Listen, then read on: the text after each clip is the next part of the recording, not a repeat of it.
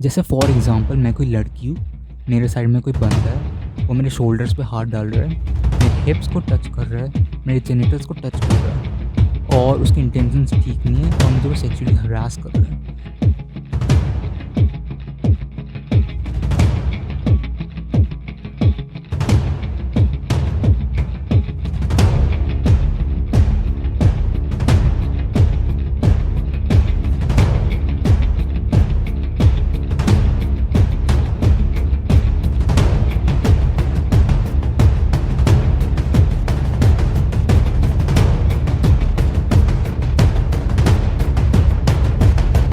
तो वो सिचुएशन में एक्चुअली हमें करना क्या है? तो मैं बता रहा हूँ, जो भी ये लड़कियाँ जो भी ये वीडियो देख रही है, एक्चुअली है ना, हम जैसे पेरेंट्स, सोसाइटी, बाकी लोग क्रिटिसाइज़ करते हैं कि ऐसा कपड़ा क्यों पहन रहे हो तुम लोग, ये बहुत गंदी बात है, लोग क्या सोचेंगे। तो एक्चुअली तुम्हारी कोई गलती नहीं है, सोसाइटी की गलती है, हमारा माइंडसेट इतना बिगड़ा है, ठीक है? तो मैं इसके लिए सॉरी भी बोलता हूँ, अभी हम कुछ कर नहीं सकते बेबी, माइंडसेट ऐसा है, लोग इतने गंदे हैं, गंदा सोचते हैं अभी। तो ये टॉपिक को हम बाद में डिस्कस करते हैं, पहले ये टॉपिक के बारे में हम डिस्कस करते हैं। अगर ऐसा कोई हरास कर रहा है, इंटेंशंस ठीक नहीं है, तो ये सिचुएशन में एक्चुअली हमें करना क्या है? तो कुछ वाइटल टारगेट्स होते हैं बॉडी के, जो मसल्स भी प्रोटेक्ट नहीं कर पाते। जैसे चाहे वो बंदा जितना भी बड़ा बॉडी बिल्डर हो, चाहे कितने भी ज़्यादा मसल्स हो उसके पास, बट वो वाइटल टारगेट्स को प्रोटेक्ट नहीं कर पाएगा, क्योंकि मसल्स कर ही नहीं सकते। तो मतलब अगर समझ लो ऐसा कोई हरास कर रहा है, तो वो वाइटल टारगेट्स में हिट करने से हम लोग ना बच सकते हैं, ठीक है? मैं वापस बोल रहा हूँ, चाहे वो बंदे के पास जितने भी ज़्यादा मसल्स हो, वो चाहे कितना बड़ा बॉडी बिल्डर हो, चाहे कितना भी स्ट्रॉन्ग हो, चाहे वो दुनिया का सबसे स्ट्रॉन्गेस्ट पर्सन भी रहे, वो अपने वाइटल टारगेट्स को प्रोटेक्ट नहीं कर पाएगा। तो बॉडी के कुछ जो वाइटल टारगेट्स हैं ना, समझ लो अगर कोई सेक्सुअली हरास कर रहा है, अगर वो वाइटल टारगेट्स में एक हिट पड़ेगा, तो भागने का टाइम बढ़ जाएगा, हम भाग सकते हैं और इवन मतलब उसको मार भी सकते हैं, ठीक है? और ये एक सेल्फ डिफेंस वीडियो है, तो इसको है ना जनरली कोई इंटेंशनली यूज़ नहीं करेगा, ठीक है, मारने के लिए। ये सेल्फ डिफेंस के लिए ही मैं बना रहा हूँ, ठीक है? Please understand this. तो सबसे पहला वाइटल टारगेट होता है सोलार प्लेक्सस, जो जस्ट चेस्ट के नीचे रहता है। जैसे बहुत लोगों को लगता है कि चेस्ट है, चेस्ट तो स्ट्रॉन्ग रहता है, इधर मारने से कुछ होता नहीं है, बट एक्चुअली सोलार प्लेक्सस बहुत सेंसिटिव एरिया है। मैं भी इधर एक मार खा चुका हूँ अपने मार्शल आर्ट क्लास में, और इधर बहुत ज़्यादा पेन होता है सच में, क्योंकि इधर है ना बहुत सारे नर्व फाइबर्स है ना इधर रहते हैं, और इसके जस्ट पीछे डायफ्राम भी रहता है, जो लंग्स के साथ रहता है। और डायफ्राम क्या रहता है, जैसे हम सांस लेते हैं तो मतलब हमारी मतलब ऐसे ये बॉडी ऐसा पेट फूलता है ना, तो किसकी वजह से फूलता है? वो डायफ्राम की वजह से फूलता है, तो वो जस्ट उधर रहता है। तो एक जोर का हिट इधर पड़ने से मतलब जो डायफ्राम है ना, वो स्पैज़म हो सकता है, उसके वजह से लंग्स को डैमेज भी हो सकता है, और उसके वजह से ब्लड भी अक्यूमुलेट कर सकता है लंग्स में, जिसे हीमोथोरैक्स बोलते हैं। मैं वापस रिपीट करता हूँ, ये एरिया में मारने से डायफ्राम स्पैज़म हो सकता है, और साथ में ना नर्व फाइबर्स है ना, और साथ में नर्व फाइबर्स में इतना ज़ोर से लगने से ना सेंसरी ओवरलोड भी बढ़ सकता है, जिसकी वजह से सीजर्स हो सकते हैं। ये सीजर्स क्या रहता है, मतलब कि टाइप ऑफ एक शॉक लगेगा और वो बंदा फेंट हो जाएगा, ठीक है? इधर ज़ोर से मारने से वो बंदा मतलब फेंट भी हो सकता है, ठीक है? इतना डेडली रहता है, ये एक वाइटल पार्ट रहता है बॉडी का।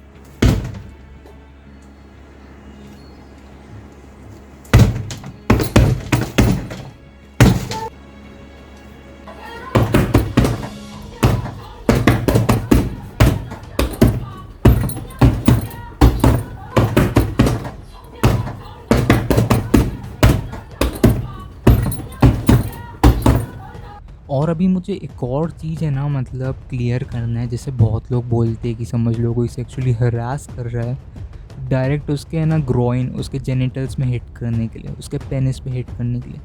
एक्चुअली है ना ये बहुत मतलब रॉन्ग है, ठीक है।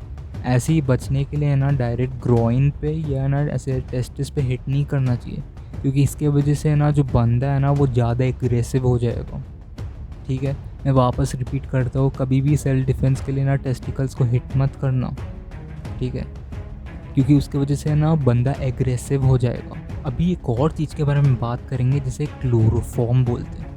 जैसे फॉर एग्ज़ाम्पल, जैसे हमने भी मूवीज़ में देखा है, कोई बंदे लोग रहते हैं ऐसे नैपकिन में कोई तो केमिकल डालते हैं, सुंघा देते हैं और जिससे हम बेहोश हो जाते हैं। ऐसे मूवीज़ में देखा रहेगा, उसको एक्चुअली वो केमिकल क्लोरोफॉर्म रहता है, उसको सूंघने से ना मतलब बेहोश हो जाते हैं।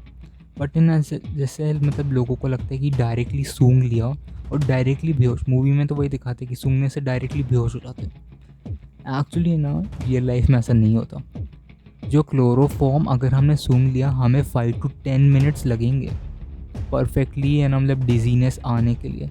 इसका मतलब हमारे पास 600 to 300 सेकेंड्स रहेंगे, और वो टाइम पे हमें ना मतलब वाइटल टारगेट्स को मतलब जैसे टारगेट कर सकते हैं, मार सकते हैं, और मतलब हम लोग चिल्ला सकते हैं वो टाइम पे, ठीक है। 600 सेकेंड्स है चिल्लाने के लिए, तो मतलब ऐसा ये रहता है। तो ऐसा मतलब ये मतलब नहीं है कि मतलब क्लोरोफॉर्म डायरेक्ट हमने सूंघ लिया डायरेक्ट बेहोश हो जाएंगे, ठीक है, टाइम मिलता है। तो ये एक मिसकंसेप्शन था जो मैंने क्लियर कर दिया। दूसरा वाइटल टारगेट होता है थ्रोट। ये जो एरिया है ना, ये भी एक वाइटल टारगेट है।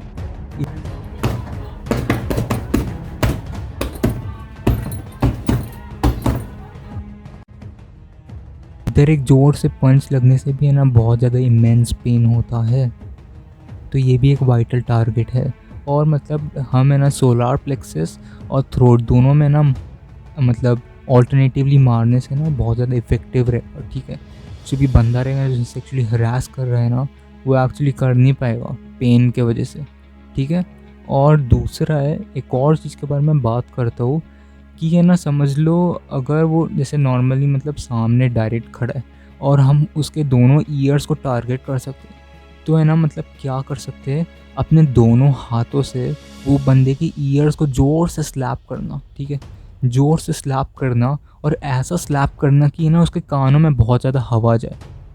मैं वापस बोल रहा हूँ, कोई बंदा है जो मतलब हरास कर रहा है और मतलब फ्रंट टू फ्रंट है, ठीक है, और मतलब उसके मतलब हम ईयर्स को है ना मतलब मार सकते हैं, वैसा पोजीशन में है, तो है ना अपने दोनों हाथों से उस बंदे की ईयर्स को ऐसा ज़ोर से मारना जिसकी वजह से ना ज़्यादा मतलब हवा जा पाए ईयर्स के अंदर।